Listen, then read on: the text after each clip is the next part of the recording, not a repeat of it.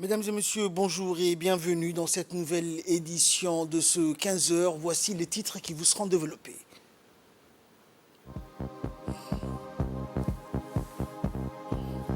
Le président de la République a présidé ce matin la 15e séance du Conseil des ministres. Et actualité mondiale, mi-novembre, la population mondiale devrait compter 8 milliards d'humains selon l'Organisation des Nations Unies. Voilà pour les titres, bonjour à tous. Sous la présidence du président de la République, chef du gouvernement, la 15e séance du Conseil des ministres a eu lieu ce matin au Palais de la République. Plusieurs questions étaient à l'ordre du jour de cette séance, des questions qui ont été examinées et adoptées. Écoutons pour plus de précision le compte-rendu du chef de la diplomatie djiboutienne et porte-parole du gouvernement, Mahmoud Ali Youssouf. Bismillah ar-Rahman ar-Rahim. Sous la présidence du chef de l'État, son Excellence M. Ismaïl Omar Guelleh, s'est tenue la 15e séance du Conseil des ministres en ce mardi 15 novembre 2022. Étaient inscrites à l'ordre du jour 8 questions. La première question concerne un projet de loi de finances portant règlement définitif du budget pour l'exercice 2021. Les résultats budgétaires arrêtés au 31 décembre 2021 se présentent comme suit.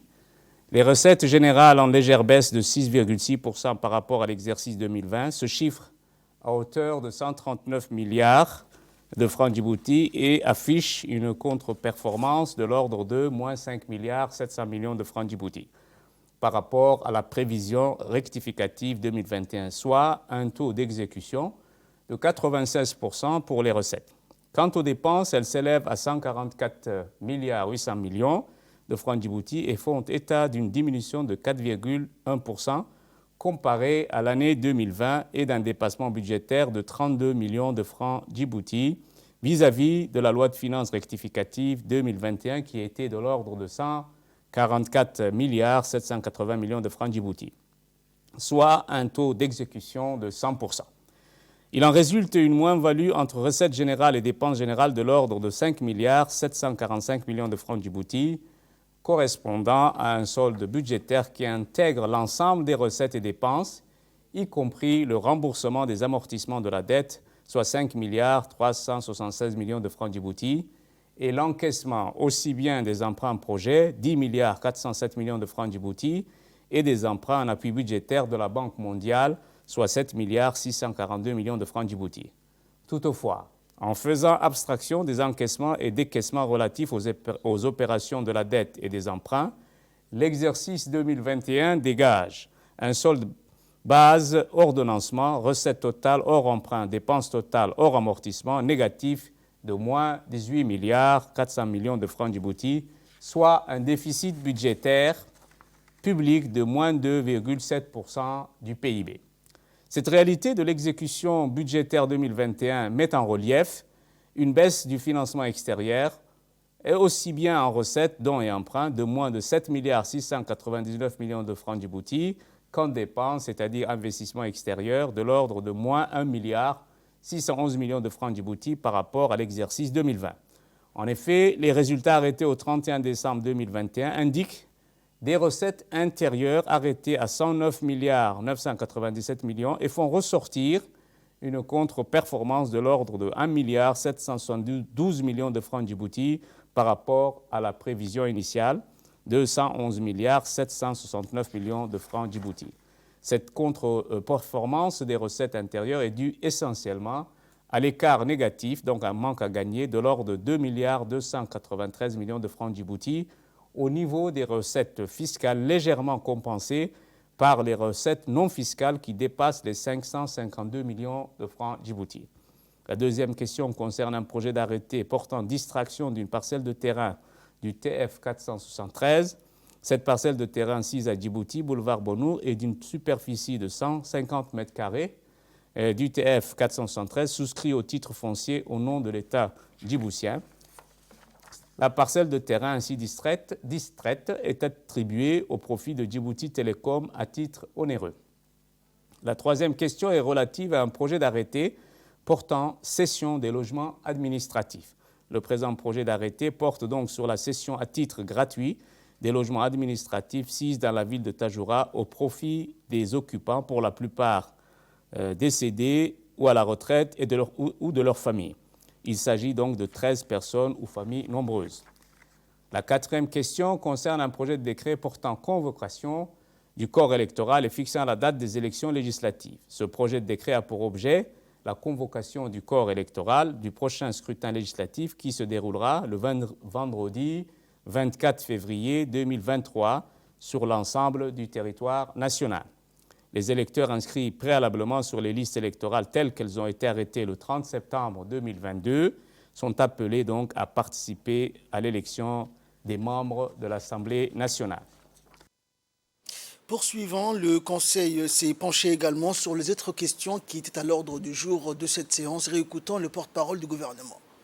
La cinquième question est relative à un projet de loi portant approbation des comptes financiers de la Société internationale des hydrocarbures de Djibouti pour l'exercice 2021. L'année 2021 a été une année de reprise pour la SIHD, enregistrant ainsi une hausse des ventes des produits pétroliers par rapport à l'année 2020.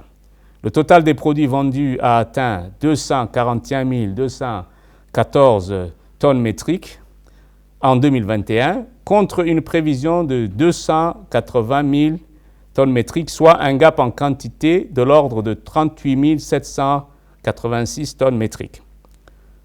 L'augmentation du coût moyen par baril a affecté les frais financiers relatifs au financement des attributions, enregistrant ainsi un écart positif de 27,18% par rapport aux prévisions. Grâce à une bonne gestion de la société, tous les facteurs positifs comme négatifs ont permis, courant l'exercice 2021, de dégager un résultat net s'élevant à 707 376 642 francs Djibouti contre 674 087 620 francs Djibouti en prévision, soit une plus-value de 33 289 000 francs Djibouti, 4,9%. Ce résultat représente une hausse de plus de 25% par rapport à l'exercice 2020. La sixième question concerne un projet d'arrêté approuvant et rendant exécutoire le budget prévisionnel pour l'exercice 2023 de la Société internationale des hydrocarbures de Djibouti, donc plus connue sous l'acronyme SIHD. Le chiffre d'affaires prévisionnel pour l'exercice 2023 est arrêté à la somme de 31 860 651 904 francs Djibouti contre 39 873 625 765 francs Djibouti en 2022. En effet, les recettes prévisionnelles proviennent de la vente des produits pétroliers et quant aux achats prévisionnels qui seront constitués uniquement les coûts de revient se chiffrent à hauteur de 58 144 604 756 francs Djibouti. Pour le budget 2023 de la SIHD, c'est-à-dire pour les charges qui absorbent à elles seules plus de 93% du chiffre d'affaires de la société. Un programme d'investissement nécessaire à l'accomplissement des missions de la société accompagne le présent budget à hauteur de 1 548 507 000 francs Djibouti contre 1 443 770 000 francs Djibouti en 2022. La septième question concerne un projet d'arrêté portant nomination du directeur de l'Observatoire régional de recherche de l'environnement et du climat du CERD. Et le présent projet de décret donc porte sur la confirmation de du docteur Moussa Mahdi Ahmed, qui est titulaire d'un doctorat en chimie environnementale de l'Université d'Aix-Marseille, ingénieur de recherche au CNRSS, au CRD aussi. Le docteur Moussa n'a ménagé aucun effort pour mettre ses connaissances ces dernières années à la disposition de la recherche djiboutienne et à la redynamisation du CERD. Donc le docteur Moussa répond pleinement au profil nécessaire pour occuper ce poste. La huitième question concerne donc un projet de décret portant en nomination de M. Ali Ahmed Aboubakar, administrateur civil de deuxième classe premier échelon du corps de l'administration générale, qui lui est nommé secrétaire général au secrétariat d'État chargé des investissements et du développement. La dixième question concerne donc un projet de décret portant confirmation de M. Aden Abdi Jama, qui était donc directeur général par intérim de la RTD. Ce projet de décret le confirme dans son poste de directeur général de la radio-télévision de Djibouti. Dans le reste de l'actualité, dans le cadre de la Journée internationale de l'enfant et sous l'égide du ministère de la Femme et de la Famille, une conférence de présentation s'est tenue dans la salle de conférence de l'UNFD. Les 4 membres des enfants parlementaires qui ont participé à la 4e réunion de la 2e session du Parlement des enfants arabes qui s'est tenue à Sharjah, aux Émirats arabes unis du 22 au 30 juillet 2022, ont fait une présentation de la mission pour le reste des jeunes parlementaires dans la salle de conférence de l'UNFD. La conférence de présentation a vu la présence de la ministre de la Femme et de la Famille, Mouna Ousmane Aden, de la représentante de l'UNICEF, de la secrétaire générale du ministère de la Femme et de la Famille et de la secrétaire générale de l'UNFD. Supervisée par la directrice du département de la famille, Fouzia Ali Ousmane, les 4 jeunes parlementaires élus pour une période de 2 ans, de 2021 à 2023, à savoir Fahmi Abdurrahman, Fatouma Ahmed, Yacoub Mohamed et Radia Ahmed, ont partagé leur expérience et leurs connaissances acquises et les perspectives sur leur participation au Parlement arabe des enfants qui s'est tenu à Sharjah, aux Émirats arabes unis, au reste des membres du Parlement des enfants, ainsi que les cadres de haut niveau qui étaient présents. Actif des enfants aux questions qui les concernent est à souligner et à féliciter. Vous offrez à l'enfant de Djibouti une opportunité de pouvoir faire entendre sa voix, d'exprimer les idées, de participer, d'être écouté, de donner son avis sur des choses qui les concernent. Et c'est ce que prône à la Convention des droits de l'enfant. Il est l'heure à présent de retrouver l'appel à prière de l'Asr. Restez avec nous, la suite de notre journal, c'est dans quelques instants. C'était l'appel à la prière de l'Asr. Nous retrouvons la suite de notre journal. Nous étions donc à l'UNFD où une conférence de présentation s'est tenue dans la salle de conférence de cette institution et la ministre de la Femme et de la Famille, Mouna Ousmane Aden, s'est exprimée à cette occasion. On l'écoute. Donc vous souhaitez une bonne fête. Pour commencer tout, je veux vous souhaiter une bonne fête, vous dire une bonne fête de l'enfant, parce que l'enfant djiboutien a la chance d'avoir obtenu, à travers la politique du chef de l'État, son Excellence Ismaïl Omar Guelleh, les droits qui vous est offerts au niveau international sont exécutés également au niveau national. Et c'est vraiment un privilège et une chance d'avoir cette possibilité de disposer de tous les droits de Djibouti. Le droit à l'accès à la santé, à l'éducation, au logement, à un bon bien-être et tout ce qui va avec. Donc vraiment, vous devez être fiers et contents de la chance que nous avons à Djibouti, que ces droits des enfants sont officiels et existants pour Djibouti. Donc, bravo. Deuxièmement, je veux féliciter le Parlement des enfants qui a joué son rôle et continue à jouer son rôle, ceux qui étaient précédents et ceux qui sont maintenant actuellement en exercice, jouer son rôle de représentation de l'enfant djiboutien, quelle que soit sa zone de provenance, dans la capitale, mais également dans les régions de l'intérieur. Et encore une fois, je veux vous féliciter pour le travail que vous avez fait aujourd'hui, c'est-à-dire que vous avez formulé les actions et les activités que vous devez mener durant votre mandat. C'est-à-dire que, Inch'Allah, l'année prochaine, si on est encore tous là, il faudrait qu'on évalue le travail qu'on a fait et qu'on mesure si les actions qu'on a prises aujourd'hui comme axe de travail, on puisse les réaliser avec le ministère de la Femme, mais également avec l'ensemble des ministères concernés par la question. C'est un travail formidable et je veux vraiment que vous continuiez dans cette lancée. Protéger les droits de l'enfant est une priorité nationale, mais aussi une responsabilité qui nous incombe à nous, adultes, pour que vous puissiez trouver un environnement et une plateforme favorable pour votre développement. Et votre développement, c'est le développement national. Dans l'actualité, toujours, la ministre des Affaires sociales et de Solidarité, Loufa Ismail Abdo, a reçu ce week-end une visite de l'ambassadeur du Canada à Djibouti avec résidence à Addis Abeba, Stéphane Jobin. Ont également participé à cette entrevue les hauts cadres du ministère, tels que la secrétaire générale du ministère des Affaires sociales, Amina Ahmed Warsama. Cette rencontre a été l'occasion pour chacun d'énoncer ses motivations et sa volonté de collaborer. Et en effet, l'ambassadeur canadien a soulevé le cas du fonds canadien d'initiative locale, qui est un programme conçu pour appuyer des projets à petite échelle et à fort impact dans les pays en développement tels que Djibouti. Ce fonds s'harmonise avec les priorités de développement des pays partenaires du Canada.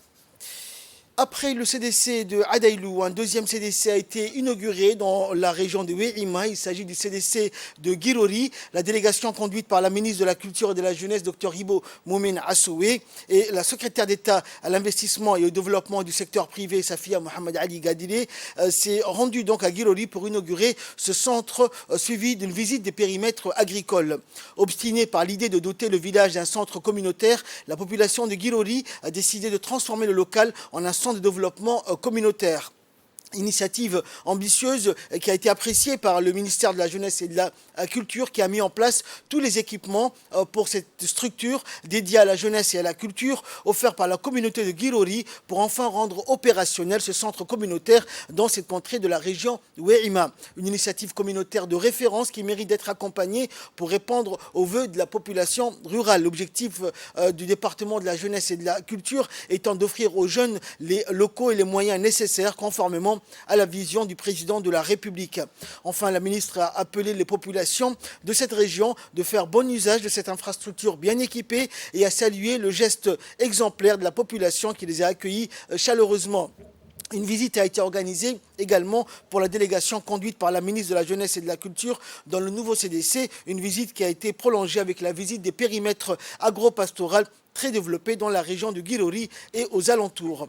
Écoutons donc pour plus de précision l'intervention de la ministre des Investissements, Safia Mohamed Ali Gadile, qui a indiqué qui a félicité la ministre Dr Hibo Moumen Assoué pour l'initiative d'inaugurer le CDC de Guirori, qui sera un centre de développement communautaire pour les jeunes et les populations des secteurs environnants. Par ailleurs, la secrétaire d'État a transmis un message spécifique aux jeunes de Guirori pour qu'ils s'impliquent dans le développement de leur région en participant aux activités de commerce informel. Safia Mohamed Ali Gadile a promis d'accompagner et d'aider ces jeunes dans l'implication dans les activités notamment de commerce informel, qui est une alternative pour les activités génératrices de revenus. Enfin, elle a remercié toute la population de Guirori pour la qualité de son accueil ou l'hospitalité réservée à la délégation conduite par la ministre de la Culture et de la Jeunesse. Toujours en nouvelles du pays, la grande salle de la Chambre de commerce de Djibouti a abrité une journée d'information et d'échange sur les opportunités des marchés avec les forces françaises stationnées à Djibouti. Cette journée d'information vise à renforcer davantage l'armée française des entreprises de la place afin que cette dernière puisse exposer ses activités et son savoir-faire pour à terme répondre aux besoins des biens et des services, qui est une des priorités des entreprises. La journée a été présidée par le président de la Chambre de commerce de Djibouti, Youssouf Moussa Dawale, et le général Boité, commandant des forces françaises stationnées à Djibouti. Ce dernier de rappeler donc le développement du pays depuis 20 ans où il a séjourné pour la première fois. Il est aussi donc de rappeler la relation entre les deux pays amis. Donc écoutons le général Boité pour plus de précisions sur cette rencontre. Deuxième séjour à Djibouti, et le premier c'était il y a 20 ans, et donc je peux me rendre compte en revenant ici combien le pays a évolué, combien il s'est développé. Le développement économique est assez impressionnant. Alors la France à Djibouti, c'est une relation particulière, hein, vous le savez, et je vais reprendre les mots récents du président de la République Emmanuel Macron, français, c'était il y a le 9 novembre, donc c'est tout récent. Hein, il a annoncé ça il y a moins d'une semaine, il dit « La France et Djibouti, nous avons une histoire et un avenir. » Et cet avenir, pour moi, mon travail ici, je le prépare avec l'arrivée de plein de nouveaux matériels qui vont arriver d'ici 2030, une modernisation de tous nos équipements. Et qui dit modernisation de nos équipements, dit modernisation des infrastructures, des services. Donc nous avons beaucoup de choses à faire ensemble. Et de son côté, le président de la Chambre de commerce de Djibouti, Youssouf Moussa Dawale, a expliqué qu'il s'agissait d'une journée importante pour les entreprises djiboutiennes. Et en tant que représentant du secteur privé, cette initiative vise à répondre aux besoins des biens et des services de l'armée, qui est une de leurs priorités. On écoute le président Dawale. Mesdames et messieurs, l'organisation de cette journée d'information qui vise à rapprocher davantage l'armée française des entreprises de la place, afin que ces dernières puissent exposer leurs activités et leur savoir-faire pour à terme répondre aux besoins en biens et services de l'armée est une de nos priorités. C'est dans cette optique que nous organisons annuellement des activités de ce type en vue de permettre aux entreprises de bénéficier de nouvelles opportunités d'accéder à de nouveaux marchés et ainsi contribuer au développement du pays. La présence en nombre à chaque édition des entreprises djiboutiennes témoigne de l'importance capitale que révèle le marché issu de la présence à Djibouti de forces françaises stationnées à Djibouti et les partenaires djiboutiens. Et c'est pour le développement de leurs activités, le désir de travailler, l'esprit gagnant-gagnant que nous sommes habitués avec la FFDJ. Et notre équipe de reportage qui a couvert cet événement a également recueilli pour nous les réactions des responsables d'entreprises djiboutiennes. Nous travaillons avec la force française depuis plus de 10 ans. Et on n'a pas de problème, tout va bien, très bien, ça marche, on co-travaille. Et l'armée française nous satisfaisant, je travaille dans le domaine des pièces détachées chaud et froid. Et ils demandent à ce qu'on soit en règle, qu'on soit en règle par rapport à voilà, c'est des exigences, mais c'est de l'intérêt de notre pays, c'est de notre intérêt. Ça veut dire tous les documents, tels que la patente, le registre de commerce, tout ce qui est les assurances, tout ce qui est pour nous notre intérêt. C'est des exigences à notre intérêt. Et nous, voilà, et pour améliorer le tissu économique de Djibouti, ce que nous pensons, ils nous font travailler malgré que nous travaillons dur avec eux parce qu'ils sont très exigeants. Dans l'actualité également, le sous-préfet du 2e arrondissement a organisé une campagne de sensibilisation autour de la propreté et de la préservation de la mère nature. En effet, le sous-préfet a réuni autour de la table pour aborder ce fléau qui sévit et dégrade les administrations publiques, le président de la commune de Razdika, les élus locaux, les chefs religieux et coutumiers afin de trouver des solutions à cette problématique. Les dépôts illégaux de déchets ménagers ou industriels constituent un impact considérable sur la santé et nuit dangereusement à notre environnement. L'objectif étant de pouvoir trouver des solutions efficaces et efficientes. Et durant la conférence débat, les représentants de la société civile préoccupés par la dégradation de notre environnement s'étant exprimés tour à tour. Et dans un mot prononcé à cette occasion, le sous-préfet du 2e arrondissement a rappelé donc l'importance de la protection de l'environnement à l'heure où le monde est préoccupé par le réchauffement climatique. Nous devons, a-t-il dit, à notre niveau, préserver ce que la nature nous a offert de plus cher pour les générations futures. Et ce travail commence maintenant, à indiquer le sous-préfet du 2e arrondissement.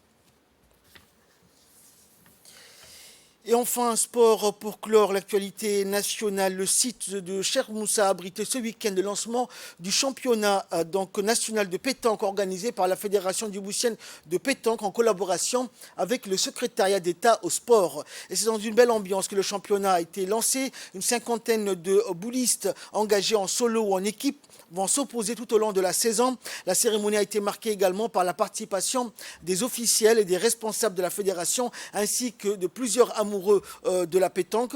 Et le président de la Fédération djiboutienne de pétanque s'est félicité du bon déroulement de ce championnat avec la participation record des jeunes dans plusieurs catégories. Il faut aussi noter la participation des jeunes boulistes qui se préparent pour le jeu de la CJSOI. Ces derniers seront suivis de près jusqu'au jeu. La liste composée de 4 jeunes garçons est connue depuis un mois. À l'issue de plusieurs compétitions, la sélection défendra fièrement les couleurs djiboutiennes aux Jeux des jeunes de l'océan Indien. 4 ans après les derniers Jeux en 2018 à Djibouti, plus de 2000 jeunes et athlètes âgés de 14 à 17 ans sont attendus à l'île Maurice du 4 au 11 décembre prochain.